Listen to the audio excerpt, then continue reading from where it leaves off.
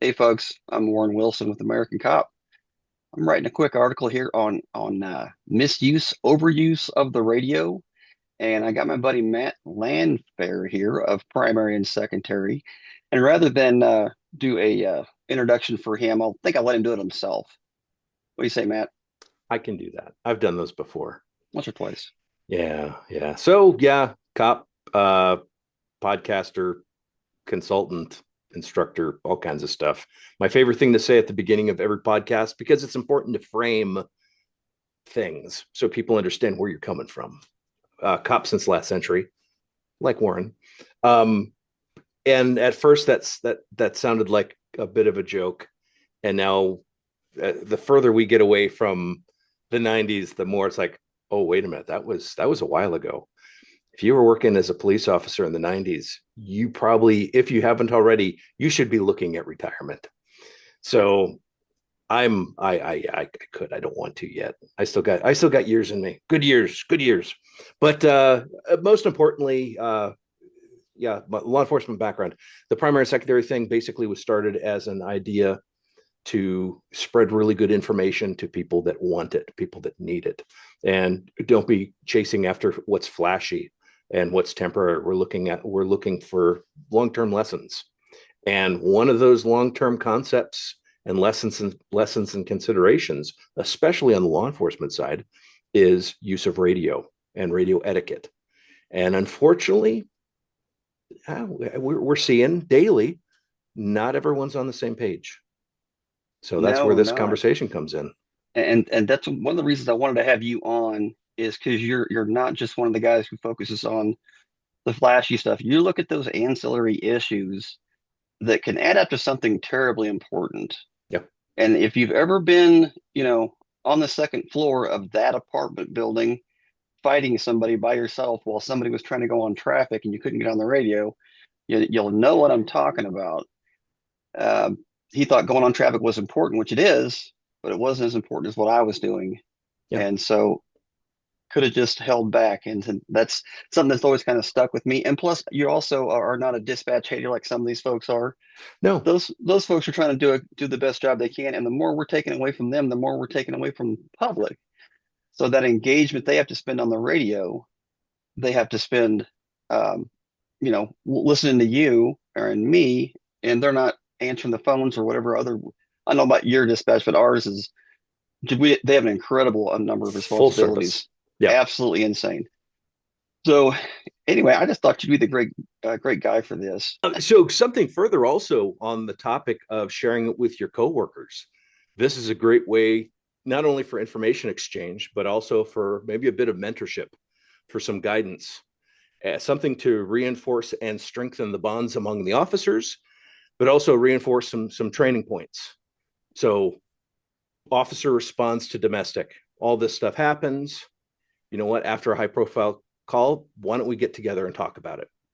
The supervisor, whoever responded, other officers that might be interested in what happened, go and meet somewhere, talk about what happened. It doesn't have to be an hour-long debrief. It can be let's all pull up to a park, hop out, talk, stretch your legs, talk about what occurred, and maybe learn from it.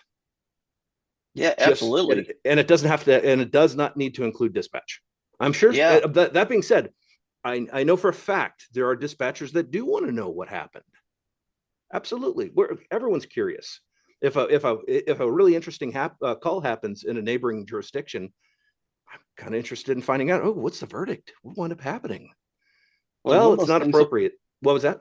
one of those things we can do to let somebody know little stuff like that is, I mean, you're a really small agency. I'm a small agency, but if you've got the computers in the cars, you can send those messages. You can add notes to the call Yeah. yourself without having to timestamp them, or you can just send a message. Oh, message, call, go meet up, all Yeah, kinds I of love the meetup. solutions. I love the meetup thing. That's a fantastic way of doing that. Yeah, yeah, Tell your other because officers. also doing so also helps reinforce a culture. And right Yes. now, and talking to a lot of cops all over the place, to include where I work, there is a bit of an issue with culture.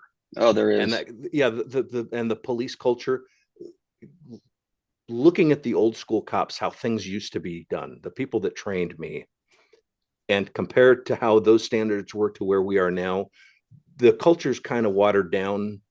Um, some might see that as a good thing. Some might see it as a bad thing. I see it as something that's kind of weakening our ability to do our job correctly. And a lot of that is the bond among the officers, and also the remembering officers that are the fact that officers need to remember who ultimately are we serving. We are serving the public. We are here for the public. They are not here for us, and we're not in a class above them. So we need to remember that. And part of this is to understand the calls we go on and to serve them to the best ability we can. And part of that also is information transfer to our coworkers. So when they respond, they have a good understanding of what's going on, because an officer responding to an incident for the first time, never having interacted with the family or the individual, is starting everything brand new. And so they're going to need to take more time, and they may miss things. But if we have a family or individual that we respond to on a regular basis, and we're passing information on a regular basis, and we have a better understanding of that person, how much more effective are we dealing with that person? And we're going to be much more quickly able to determine what the proper course of action is. We're not wasting taxpayer money by just standing around and trying to figure out what to do. No, we are effective, and effectiveness is hugely important in our job. And that also is along the same lines as communication. Yeah, and we've got guys that, I in the training role, and I'm going to take this whole part, by the way, and this is going to cut out and going to become a cop culture article. Cool. Um, if Eric will have it or somebody will have it. The service thing, we see that we see our folks doing a really good job. Some of them are doing an amazing job. Yeah. Yeah. And then we see some of them that just don't follow through, don't do those extra things like, was there video of this? Are you sure about this? Because even though it might be something small to you, if somebody has to call the police, if somebody's involved in a traffic collision, if somebody gets a flower pot broken or their mailbox vandalized, maybe you're in one of those big departments where you can't provide that service. But if you're not, why would you not try? It's a Because even big though it's deal not a to big them. deal to you, it is a big deal to them, Yep. and it affects how they deal with us going forward. Even you go to big cities, I'm in Oklahoma. Even if you go to the big cities in Oklahoma, which I will call big cities, a lot of folks might not think they're big, but to me that's a big city. You go to them and they just don't provide a lot of Yep. services. Yep. They only provide really big services because they can't. But we can. So if you come to our department and if you call or come in, you're going to get the best we can do. But we're seeing a little bit of some of the kids just not following through on stuff because they're busy. And it's like, you know what? You could do that tomorrow. That's the first thing you could do right out of muster tomorrow is go and try to find some video on that small thing that happened and make sure you got it right. Or make sure maybe you can solve it. And you think about how much money a hit and run or something that seems minor, no, got some damage, and everybody's like, that's what insurance is for. Hey, guess what happens when your insurance company has to pay a bunch of money out, folks? Yeah. Yeah. It's not this is not some nameless, faceless entity. Yes, these are victimed crimes. These Yeah. people are victims. So there is a culture there, and something else that concerns me. I'm seeing they're not taking care of each other Oh like yeah. like we Yeah. would, Well, and I that think, scares the heck out of me. oh yeah, I think a core issue of that is we have essentially two different groups of people. We have the people that have a job, and we have people that have a career. And the people that have the career have much more of a passion, and they want to embrace a culture. They want a culture because they want to be the best possible. Those that check in, do whatever they're told, and then check out. They don't go the extra mile. They don't independently, outside of what the agency provides, look for ways to improve themselves. I can't tell you how many officers I've encountered that have never paid for their own equipment, training, anything. And you know what? Someone's going to be listening right now who's probably a very successful officer saying, well, my agency provides everything I need. Well, that's great. But you could do better. You can still do better, I and you can still improve. guarantee you, there's stuff that you don't get from even the huge cities that you can Yep. use.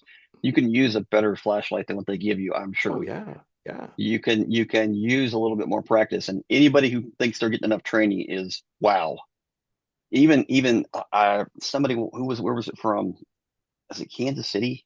Kansas City's always kind of on the forefront Hmm. of training, obviously, Yeah. with I'm forgetting his name right now, and I'll Chuck learn this. Haggard. Well, Chuck is one too. He's Topeka, but he actually Yeah. trained a ton with is it Lindell? Somebody's gonna kick my butt for not remembering. I'm so sorry. But we had these legendary trainers and stuff that came out of there, so many experiments and that kind of thing that they learned. And one of the things they did while my partner was up there, in the '00s or in the '90s, was they would work these shifts to where everybody on at least one Wednesday a month, or sometimes 2 or 3 Wednesdays a month, that was training day, and they got that many hours of training every single month on various topics. And so but I guarantee you, and this is a guy who's very well, he knows a lot of stuff, and he's been through all that training. He's been through two big police academies, and there's all kinds of stuff he doesn't know Yeah. that I do because I went to some training. Now there's all kinds of stuff he knows that I don't know because Yeah. our department wasn't capable of that kind of thing. Didn't have the kind of folks who could do that. But you're never going to get enough training. You can never Mm-mm. convince me of that ever. Yeah. Well, and if we have, let's say we have a trooper who's done traffic for 20 years, we could easily find some form of training that applies directly to traffic stops, interdiction, or anything like that, and open his eyes wider. Oh yeah. And Think just about because pastor. you've been doing it Oh my doesn't mean that gosh. you know it all. Think about pastor side approach and how, I mean, around here, that's been very, very recent that we've started talking about that. Oh, wow. It's been, I mean, I'm talking about like a decade or so that Hmm. we started talking about that and saying, hey, this is something this is an option, and here's where it's good. And Well, and felony stops from the rear of the vehicle. or how to lay somebody down for a felony stop. You have them facing away or facing towards you. There's all kinds of good information out there, and Yeah. all kinds of stuff that changes when we learn stuff, Yeah. and we don't change with it. And this is where that culture comes in because it can help fill in the blanks with our information, with our own personal knowledge that we may not know. And so if I care about my coworkers and I bring up concerns or I bring up some new thing that I just learned, did I just potentially help them? Yeah, Yeah. Should that be encouraged? Oh yeah. Oh yeah. yeah, and the thing it used to be we would, and I've just learned that the opposite of this, or that I've just found out the opposite extreme of this is only hanging out with cops. Hmm. And we did at least one or two podcasts talking about that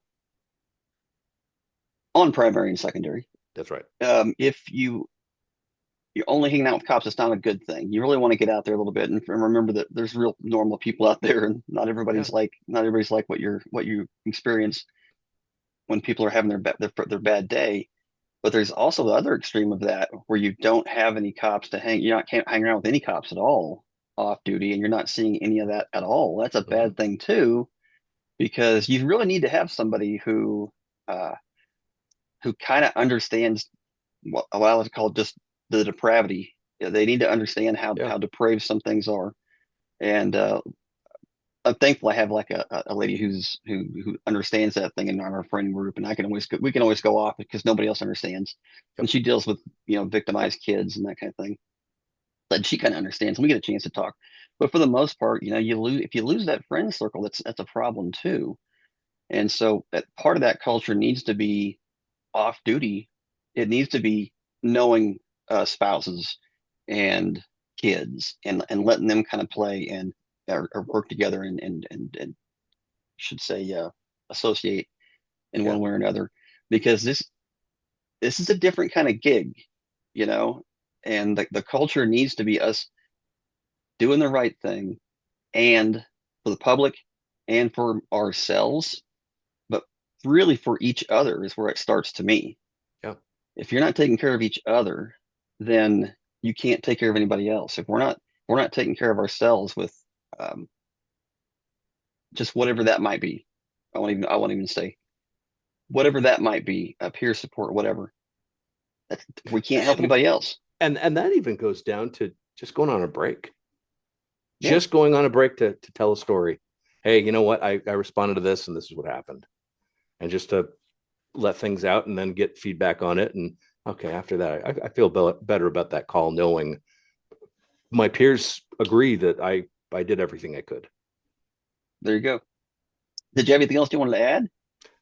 Not that I can think of. I really though. I really think that the whole culture angle on this is huge because there is an opportunity for some coaching, some mentorship, and to help people understand, okay, this is why we do what we do. This is why we don't do the narration, why we're not reading our report to dispatch. That's why we have Grammarly. Yes, that is 100% true. Well, Matt, man, I love having you on. I appreciate you so much. Let me be on your podcast once in a while, and I haven't been on one in a while because you've been covering topics that I cannot help with. I'm just listening to them.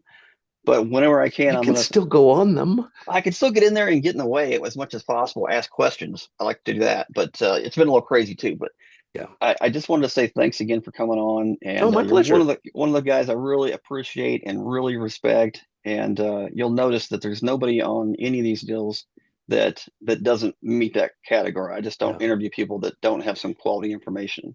Now you do have a height requirement though, right? With these, because I need to, but I'm always despite what people may know or think or not know, but despite what people may think, you are a tall person. yeah. And the bad thing that comes up with that is every time I go on one of yours, I'm the shortest guy there. You always have somebody bigger than me. You're 6'5". You got Larry Correa, who is he's 7'8" or something. Steve Fisher. Uh, Steve, Steve. I got a picture of me and Yeti. Steve, but I'm just about right with Steve. But yeah, you get all these tall guys on there. It's making me feel bad. But yes, I am almost 6'2". As gravity is hurting me a little bit, but I'm going down a little bit. But yeah, that's always a fun thing to talk about. But yeah, I need to stop that. Oh yeah, Hickok 45. We had that one with him. Yeah, He's a head was taller it than I am. 6'7"? He's 6'7" or something. Yeah, Maybe that's that why I was haven't before done that one in a whole while. Maybe setup. he's making me feel bad about my height. I think that's probably it. Yeah, I mean, we need some short guys on there. Can we get like Hearn and who else do we can on there with get some small guys on there make me feel better. Well, there's still an episode. Let's see, what was it? It was institutional knowledge. I think that's the next episode I want to do. And it's saying my internet connection is unstable at the moment. Probably because the kid has 12 TVs streaming all the same show right now. I'll see show from different rooms. But yeah. So when he goes room to room, he can follow his cartoons. Makes total sense to me. But yeah, I want to get like Hearn and you and Haggard and Bulky and similar to go do the episode and Eric to talk about institutional knowledge and how it's, and that kind of goes with what we've talked about with culture, with mentorship, and it's all interrelated. It really is. Yeah, I'd love to be on that one. So before we go, why don't you tell us a little about yourself and where people can find you? Well, I can be found in northern Utah somewhere. But if somebody In goes the looking for you in mountains. Utah, that's probably not a good idea. It's a nice place. It's beautiful. It's beautiful. Yeah. I've never been there, but I'm going. Where can they find you on the internet? Oh, on the internet. I am on Instagram, on YouTube. YouTube currently does not like me. We have discussions like this on the podcast, and YouTube says that we're violating their terms of service. I don't know if it's because of my background that I'm not interacting with. It's just a sheet. It's not real. Yeah, it's a picture. Yeah, clearly. But yeah, YouTube. I'm on YouTube. They just don't like me. They don't like my content. And it's also the content on YouTube, for the most part, the podcasts are very long form hours of discussion. But what they wind up covering is they get in the weeds with so many cool topics. And ultimately the way the discussions are chosen is whatever gets my attention. I think I want to talk about this. This is cool. We did an episode on 45 Colt. I never thought I'd ever consider 45 Colt as something that's fairly cool. Now that's 454. There's the 45 Colt. Never thought cool something like that would be cool. It is so cool. And so we wound up doing a multi-hour episode just about that one caliber. Yeah, so YouTube, website, primaryandsecondary.com. We have our own forum on there because I know at some point Facebook is going to remove us because we are on Facebook. We have 736 different Facebook groups. Not really. It's a lot. Yeah. But If, yeah, if if you have an interest in law enforcement, firearms, or anything related, you will find a page. hunting, sniper stuff, equipment, do it yourself. I even have one where we're talking about what is it, fine food and something, just because there was a really cool conversation that got me thinking. I'm connected to a lot of really cool people that have neat backgrounds in cooking and food and stuff. Let's get them all together to talk and I get I to learn. And that's kind of actually like what the don't have podcasts that are. one. There are 736, aren't there? Really? I don't have that one. I'm going to That's add you right hilarious. now. Do that, yes. But truly, it's a blast. I love doing all this. I love networking and I love learning and I love interacting with people that know what the hell they're talking about Yeah, and because don't I get to benefit. and folks, don't let the lengthy podcast kind of scare you off, because you can listen to it in your car while you're driving around on Yeah, patrol, and there will be rabbit holes, and yeah, they will be interesting, and they will be fun. I've loved when we had Hickok 45 on, because when you did, I should say, but when we and you let me be there, because he got attracted to, it's such a high information bunch of folks there. It's incredible. Every time I'm looking for some information, I go there first.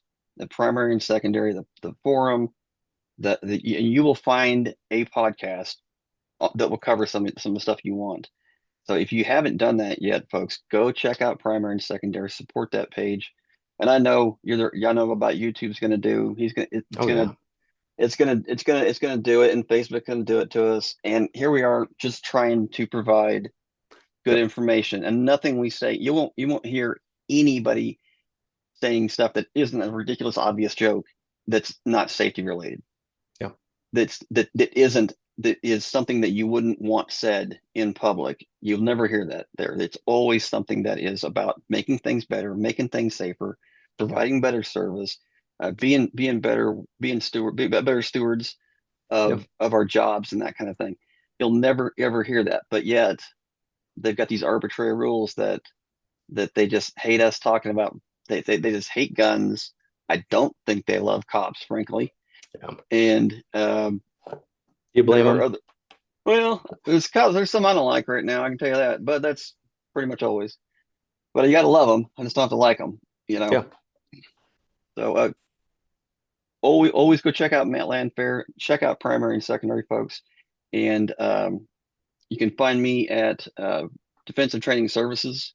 I have all my articles and that kind of stuff over there. You can kind of get to most of them. I even got one of them on primary and secondary that I'm particularly proud of. That's a good one. And if you guys want to find me on either Police One or American Cop, and I know Eric won't mind me mentioning American Cop, because he's done an interview for Police One for me, and we don't really care about cross posting. We care about getting good information out there, and just like you do. And that's why Oh you yeah. give 3 hours of your time, sometimes a couple times a week, sometimes more, and take away from other things that you could be doing, so you can archive this great information. So we just really appreciate you doing that, and appreciate you being on, man. Oh, my pleasure. Thanks for letting me come and talk. I love it.